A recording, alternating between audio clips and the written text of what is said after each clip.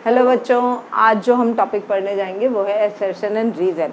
ये agriculture chapter से related मैंने क्वेश्चंस बनाए हैं यहाँ पे।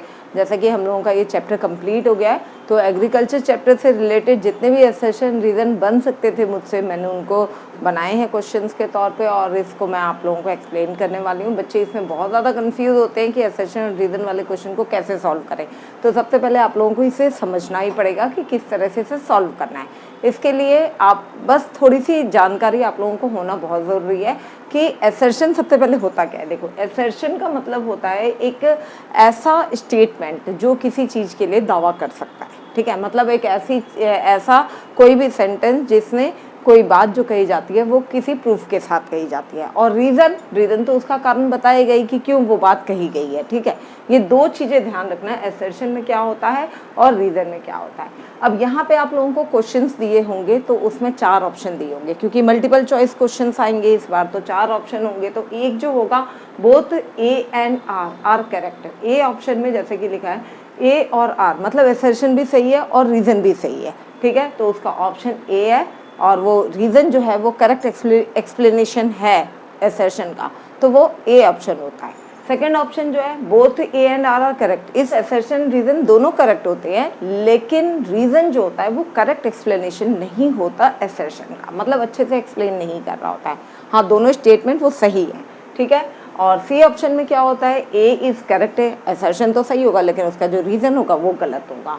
और फोर्थ ऑप्शन जो है उसमें असर्शन इज रॉन्ग, जो असर्शन जो हमें मेन स्टेटमेंट दिया गया है वही गलत है। हाँ, उसमें एक पर्टिकुलर वर्ड होगा जिससे हमें पता चलेगा किसी चीज़ के बारे में कहा जा रहा है, लेकिन वो पहला सेंटेंस ही गलत होगा और दूसरा उसका जो रीज़न दिया होगा वो करेक्ट होगा। तो यहाँ पे हम कुछ ऐसे क्वेश्चंस करेंगे जिसमें चारों ऑप्शन आएंगे। मतलब मेरे हिसाब से आपको ये भी पता होना चाहिए कि ए कब लगाना है, ए ऑप्शन कब लगाना है, बी ऑप्शन कब लगाना है, सी ऑप्शन कब लगाना है और डी ऑप्शन कब लगाना है। जैसे सबसे पहले मैंने यहाँ कोशिश की है कि आपको टॉपिक वाइज क्वेश्चन दे सकूँ। तो सबसे पहले स्लैश एंड बर्न एग्रीकल्चर के ही बारे में है, जो हमारा फर्स्ट टॉपिक है। Slash and burn agriculture is also called shifting cultivation या शिफ्टिंग एग्रीकल्चर। मतलब स्लैश एंड बर्न एग्रीकल्चर को शिफ्टिंग एग्रीकल्चर भी कहते हैं। स्टेटमेंट तो बिल्कुल सही है, लेकिन अब आप यहाँ सोचिए कि रीज़न इसका क्या होना चाहिए, क्यों शिफ्टिंग एग्रीकल्चर कहते हैं। क्योंकि आपको पता है कि क्योंकि रीज़न देना है तो क्योंकि से शुरू करना है, तो हमने क्योंकि लगाया और यहाँ देखा क्योंकि इन शिफ्टिंग एग्रीकल्चर। बिकॉज मतलब कि कहने का मतलब है शिफ्टिंग एग्रीकल्चर में क्या होता है, shifting allows nature to replenish the fertility of soil, मतलब सॉइल की फर्टिलिटी को रिप्लेनिश करता है। शिफ्ट अगर एक जगह से दूसरी जगह शिफ्ट होते हैं तो दोबारा से क्या होता है, वो मिट्टी जो होगी या वो लैंड जो होगा वो मतलब कि फर्टाइल हो जाएगा। तो रीज़न तो करेक्ट लग रहा है, तो यहाँ पे ऑप्शन क्या हो जाएगा कि ए होगा। क्यों? क्योंकि जो हमारा असर्शन है वो तो करेक्ट स्टेटमेंट है और रीज़न यहाँ पे जो दिया गया है उसको वो भी सही है। मतलब रीज़न भी सही है, वो करेक्ट एक्सप्लेन भी कर रहा है कि क्या किस कारण से वो होना चाहिए, ये भी सही है। तो हमारा ऑप्शन ए है। सेकंड, असर्शन में जैसे इन इंटेंसिव फार्मिंग में क्या होता है कि लैंड के ऊपर प्रेशर बहुत ज़्यादा होता है। एग्रीकल्चरल लैंड के ऊपर ह्यूमन बीइंग का प्रेशर बहुत ज़्यादा होता है। क्यों होता है?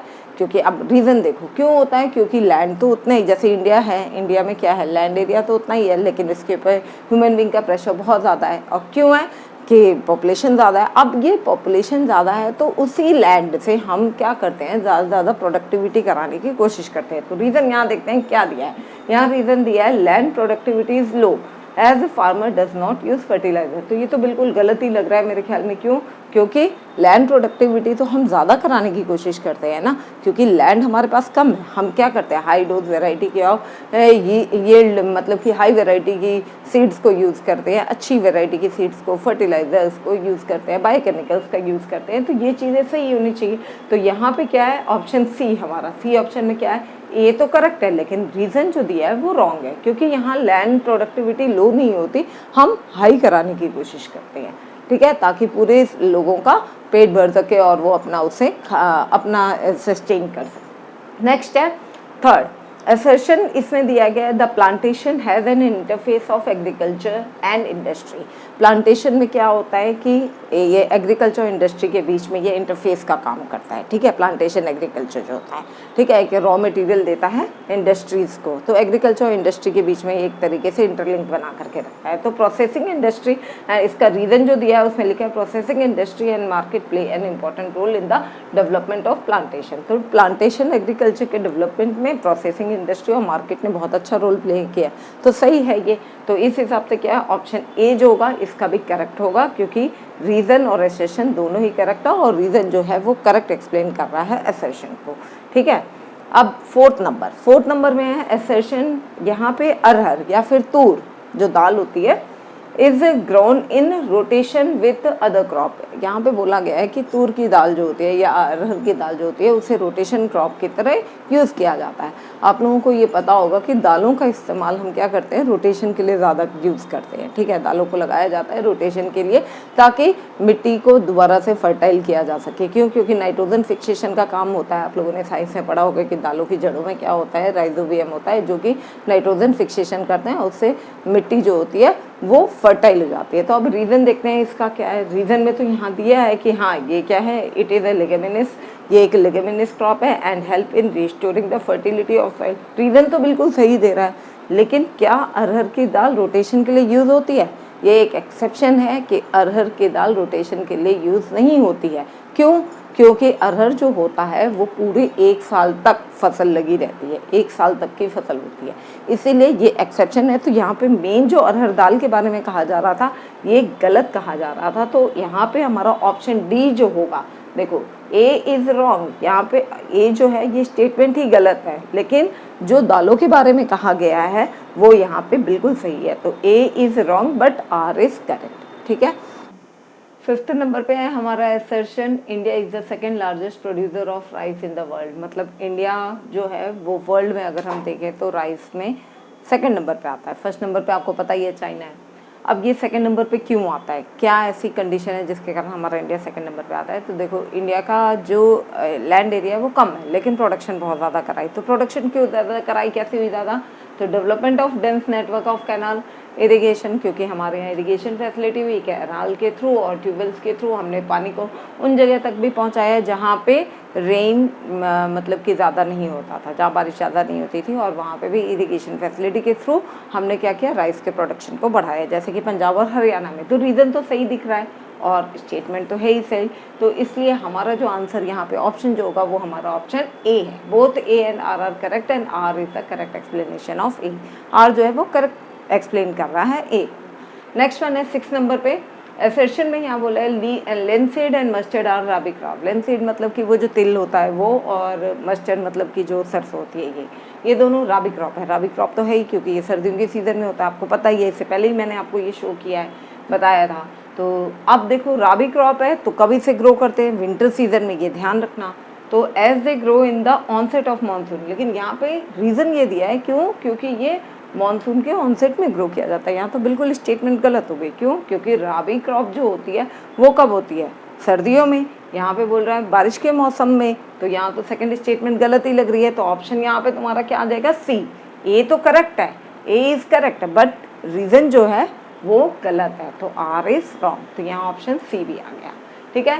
नेक्स्ट ऐसे एक और सेशन ले लेते हैं, जैसे कॉटन, जूट, हेम्प और नेचुरल सिल्क। ये 4 जो हैं हमारे इंडिया के फाइबर क्रॉप माने जाते हैं, इनको हमारे इंडिया में फाइबर क्रॉप के तौर पे गिना जाता है। तो पहले जो यहाँ रीज़न इसका देख लेते हैं कि क्या है।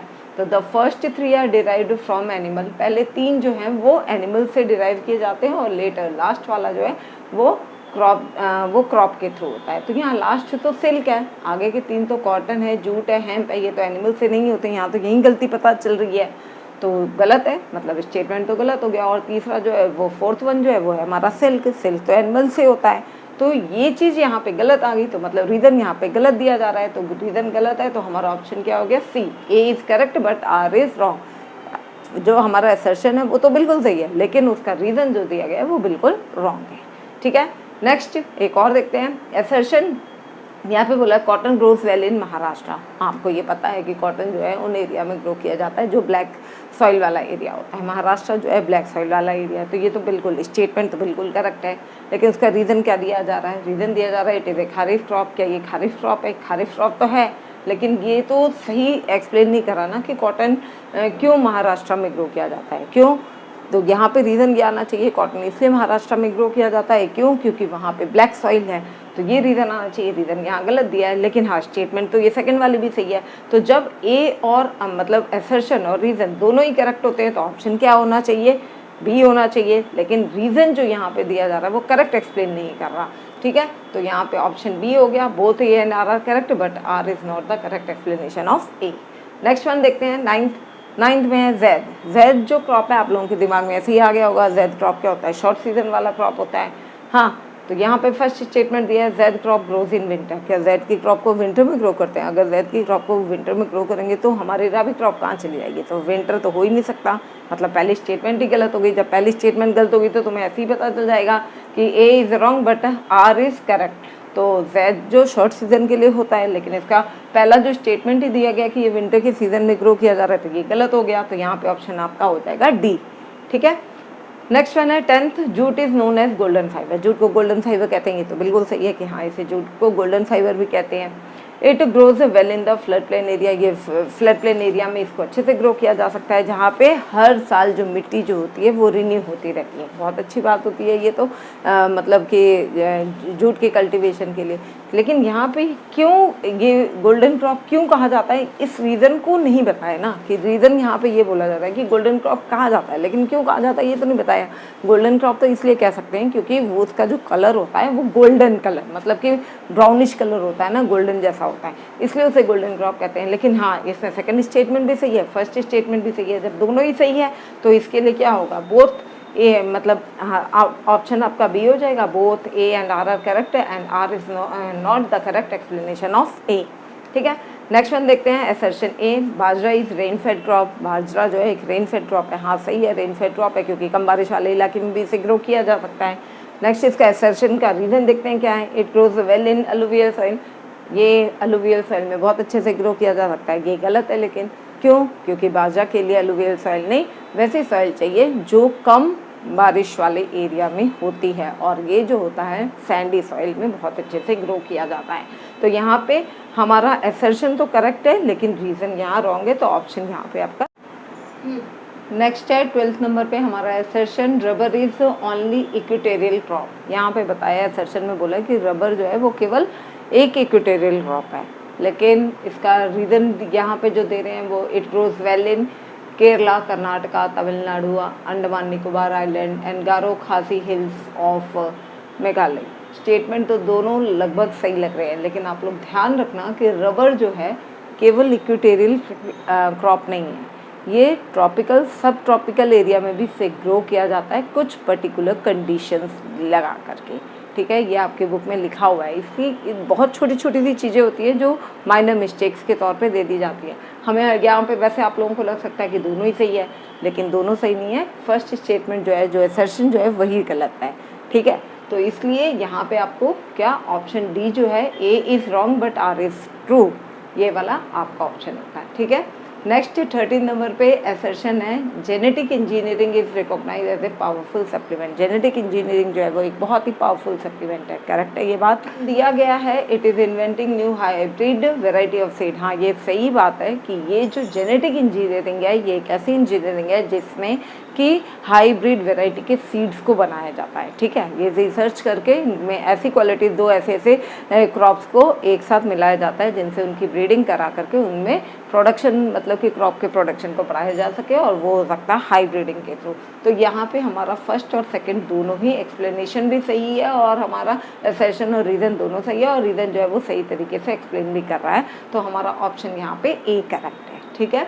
नेक्स्ट 14th है assertion A, during the British period. British period के टाइम में क्या हुआ था, कॉटन टेक्सटाइल इंडस्ट्रीज जो थी वो मैनचेस्टर और लिवरपूल में, जो इंग्लैंड में है, मतलब वहाँ पे बहुत ज़्यादा फ्लोरिश हो रही थी, बहुत ज़्यादा आगे की ओर बढ़ रही थी। क्यों बढ़ रही थी? क्योंकि उनको रॉ मटेरियल मिल रहा था। कहाँ से? रीज़न सीधा, रीज़न तो यही होगा कि उनको रॉ मटेरियल मिल रहा था, इसलिए वो फ्लोरिश हो रही थी। बिना रॉ मटेरियल के तो कोई भी जो फैक्ट्री है वो नहीं चल सकती है, तो वहाँ पे ये इंडस्ट्री बहुत ज़्यादा हो रही थी, तो रॉ मटेरियल मिल रहा था। लेकिन रॉ मटेरियल कहाँ से मिल रहा था? हमारे इंडिया से मिल रहा था। रीज़न तो ये होना चाहिए। अब देखते हैं रीज़न क्या दिया है।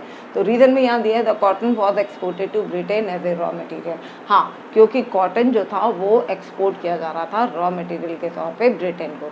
तो यहाँ पे भी हमारा एसर्शन और रीज़न दोनों करेक्ट है, और रीज़न जो है वो करेक्ट एक्सप्लेन कर रहा है एसर्शन को, तो हमारा ऑप्शन ए करेक्ट होगा यहाँ पे। नेक्स्ट 15 नंबर, एसर्शन ए में यहाँ बोला गया है कि ragi is very rich in iron calcium. आपको पता है रागी जो है वो आयरन, कैल्शियम, माइक्रोन्यूट्रिएंट, रफेज सब में बहुत ही अच्छा माना जाता है, बहुत ही ज़्यादा रिच होते हैं। ठीक है, अब ठीक है, ये बात तो सही है। अब millets are known as staple food of India. अब यहाँ पे देखो, ये रागी क्या है? ये भी एक मिलेट ही है। ठीक है, मिलेट्स किन्हें कहा जाता है? जो कि मोटे अनाज होते हैं, जैसे रागी है, ज्वार है, बाजरी है, इन्हें। अब ये रागी मिलेट है, ये तो बात सही है। अब ये मिलेट्स के बारे में क्या बोल रहे हैं? ये क्या स्टेपल फूड है? नहीं, ये स्टेपल फूड नहीं है। इसे रागी, ज्वार, बाजरा इन्हें कोरस ग्रेन के तौर पे कहा जाता है। तो ये जो स्टेपल फूड जो है ये गलत है यहाँ पे। तो ये अब आपको क्या लग रहा है इसमें? असर्शन तो सही है लेकिन रीज़न रॉन्ग है। तो इस हिसाब से क्या हो गया? हमारा ऑप्शन सी जो है A is correct but R is wrong. अब मुझे तो लगता है कि मैंने जितने भी मैक्सिमम जितने हमारे सेशन रीज़न इस चैप्टर में बन सकते थे फ्रेम किए मैंने उन्हें, और आपको अच्छे से एक्सप्लेन करने की कोशिश की। आपको मेरा ये क्वेश्चन आंसर्स जो इस टाइप से एसेशन और रीजंस को लेकर के जो मैंने बनाया है वो कैसा लगा, कमेंट करके ज़रूर बताना। लाइक, शेयर और सब्सक्राइब ज़रूर करना। Thank you.